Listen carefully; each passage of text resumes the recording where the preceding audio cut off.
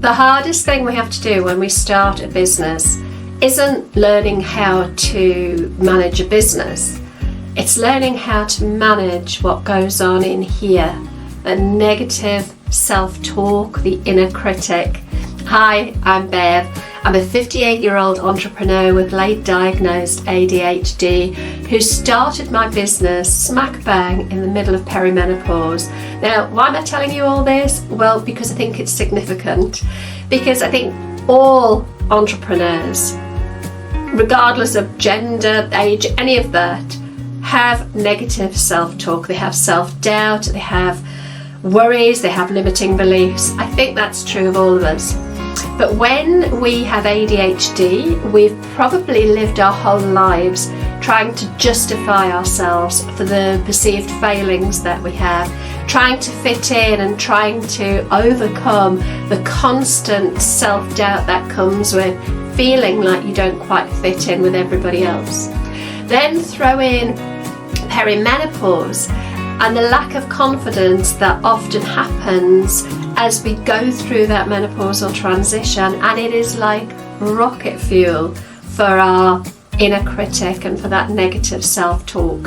So what I wanted to share with you today was one of the tools that I found that's been really, really helpful in helping me to manage that inner self-talk. Now, I don't say fix it, because I don't think we ever can fix the negative inner critic, and I don't think that that's a bad thing in itself. We naturally have a negative bias as humans, and it's a good thing. If we only ever looked at the positive in everything, we wouldn't have survived for millennia. We wouldn't have done. You know, if you've got this kind of delusional, everything's absolutely fine mentality, then when that kind of dangerous thing is approaching you, you're blind to it. So I think those negative biases are good, and I think we should listen to them. And I'm also not talking about toxic positivity. I'm not talking about delusionally assuming that everything is great or that we're great at everything if we're not. It's not about kind of telling ourselves fibs. It is about recognizing when the talk that we've got going on in our head is helpful or not helpful. And one of the most powerful tools I've kind of implemented is positive affirmations. And I have to be honest, when I was first introduced to the idea of affirmations, I thought they were BS, if I'm honest. I couldn't get my head around, well, saying something that I don't believe doesn't make any sense to me. And when I first came across affirmations, it was probably 15 years ago, and it was things like telling yourself, I'm a successful 7-figure business and I'm living in my dream house. And it was so far removed, and it still is. I'm not a 7-figure entrepreneur and I don't live in my dream house. I have a very nice house, but it's not my dream house. But it felt so far removed from reality that I just felt like, well, this is nonsense. How can this possibly work? But actually, I think words are really, really powerful, and the words that we use can have a significant impact on our limiting beliefs and our self-belief. So for me, affirmations, I think the switch flicked for me probably around 6-7 years ago, when I started to make the positive affirmations less idealistic and a little bit more realistic. So instead of listening to something in my brain telling me I couldn't do something, I'd reframe that with one really simple word, and the word is yet. So for example, my inner critic, my brain might be saying, you don't know how to do copywriting. And the truth is, I don't really know how to do copywriting. I'm trying to learn how to do copywriting. But that one sentence, you don't know how to do copywriting, whilst it feels on the surface quite negative, in reality it's just a truth. I don't know how to be good at copywriting. So I can take that one statement and I can either put a really negative spin on it I can't do copywriting, I'm never going to write any emails because they're going to be so bad, there's no point in me even trying, and don't even get me started with a sales page, I wouldn't know where to begin, it'd be rubbish, I'm not even going to bother trying. We can have that kind of negative self-talk, but by just putting the word yet on it, I don't know how to do copywriting yet, but there are lots of things that I can do to get me there. I can take a course on how to do copywriting. I can find a mentor who can show me how to do copywriting. I can get feedback from somebody on my copy and learn from what I'm doing. I could just get out there and start testing and measuring and seeing what works and tweaking and improving as time goes on. Or I could just outsource it and hire somebody else to do my copywriting. So changing the way we think about something suddenly gives us so many more options. Instead of, I can't do this, I'm not going to do this, I'm rubbish at it, and almost so going inward and resisting any kind of progress, we can actually reframe it to something that opens up a whole load of choices.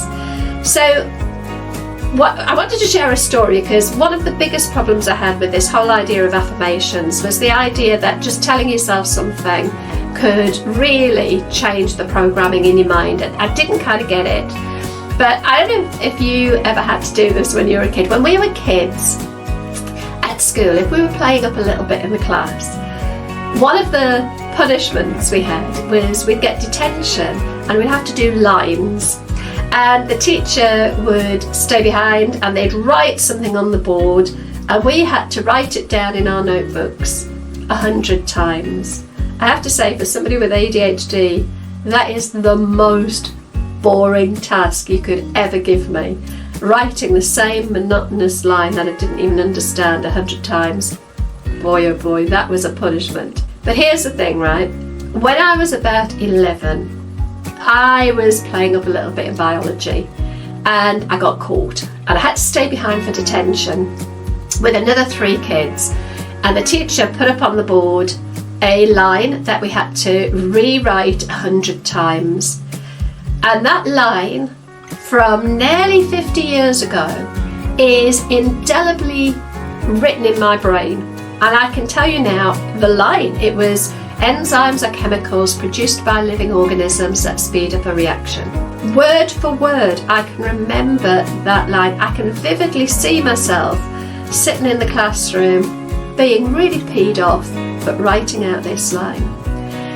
So 50 years later, I can still remember it. I didn't understand it then. I don't think I really understood it for quite some time. It wasn't until I was doing my personal trainer course about 6 years ago that we were talking about enzymes and their role, and I suddenly had this memory of this line, enzymes are chemicals produced by living organisms that speed up a reaction. And I sat and looked at it and I broke it down. This line that I'd never really understood, and I kind of looked at it, enzymes are chemicals, okay, that makes sense. Produced by living organisms, okay, so we're talking like plants and animals that have these chemicals called enzymes, that makes sense, that speed up a reaction. And we were talking about the digestive system, and I suddenly had this kind of realization that these enzymes in our gut speed up our digestive system. And suddenly this line that I've had that meant nothing suddenly meant something. Now, I'm not saying that the correlation is exactly the same, but it did get me thinking how significant the words that we put on our brain can be, and how that reinforcement, that repetition, 100 times I had to write that line out, and it stuck. So if we were to take a positive affirmation around something that maybe we don't fully understand, maybe we don't even fully believe it, but if we use it and we repeat it 100 times, is it likely to stick? Is it likely to create some rewiring in the brain, a bit of neuroplasticity in the brain, whereby we're rewriting the belief? I think it does. I think there's enough evidence there to show that these positive affirmations really do work. And it is a lifelong practice, because my positive affirmation around I can't do copywriting yet well, do you know what? When I do learn the art of copywriting, I'm sure there'll be something else that comes up that I can't do. And I'll have to go through this whole process again. The trick is catching that negative self-talk in the first place and calling out the BS on it. Because most of the negative self-talk is not true. If we were to actually look at it objectively and look back at our achievements and look back at the things that we've done, the evidence that we have in our life that disproves that negative self-talk, then it doesn't even stand up. So reframing those negative comments into positive affirmations and reinforcing and repeating them genuinely does make a difference. So I would love you to tell me in the comments, first of all, did you ever get lines at school? And if you did, can you remember the line that you were given? Did it stick in your head? And the other thing is, where are you on the affirmation front? Are you a fan? Are you a cynic?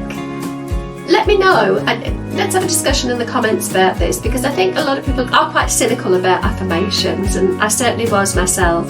So that's it from me, and I hope that was useful and helpful. And let me know in the comments, what was your detention line? And if you've enjoyed this, do please give me a subscribe and a like. That does help the algorithm to show this to more people, and that helps me immensely get over this idea in my head that nobody wants to watch any of my stuff yet.